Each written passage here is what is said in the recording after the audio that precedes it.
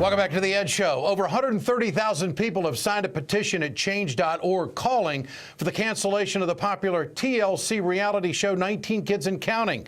Critics say the family's recent anti-LGBT statements have gone just too far. Matriarch Michelle Duggar did a robocall in August when the City Council of Fayetteville, Arkansas was considering an anti-gay discrimination ordinance.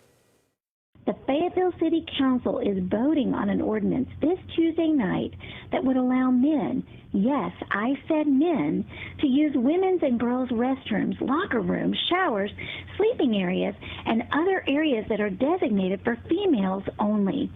I don't believe the citizens of Fayetteville would want males with past child predator convictions that claim they are female to have a legal right to enter private areas reserved for women and girls. We should never place the preference of an adult over the safety and innocence of a child.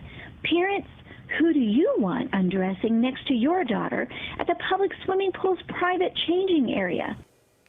The ordinance still passed. It prohibits businesses and public accommodations from discriminating against people based on sexual orientation or gender identity.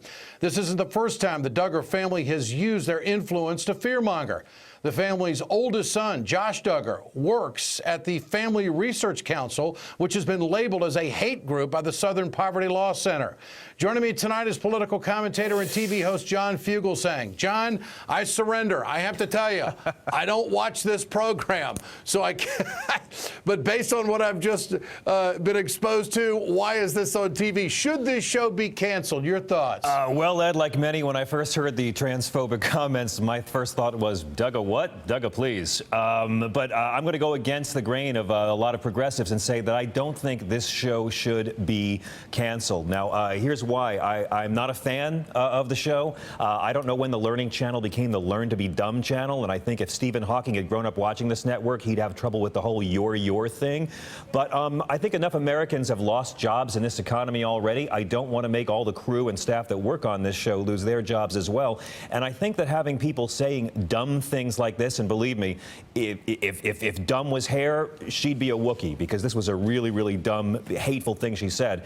But I think that the public benefits from this because transgender phobia is a serious issue, not for a lot of people, but if you care about those who are less fortunate than we, if you care about a minority, you do care about this. It was full of lies, what she said, and I'd love to break that down, but I don't think that canceling the show where these comments were not made is a fair solution to these comments.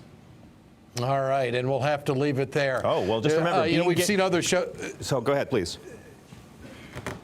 We've seen other shows go through some controversy, like Duck Dynasty, Phil Robertson. I guess there was a suspension there, and they're still back at it, but not with the same viewership. Maybe the Duggars will go through the same thing. John Fugelsang, I appreciate your time tonight. Thanks so much. That's the Ed Show. I'm Ed Schultz, Politics Nation with Reverend Al Sharpton starts.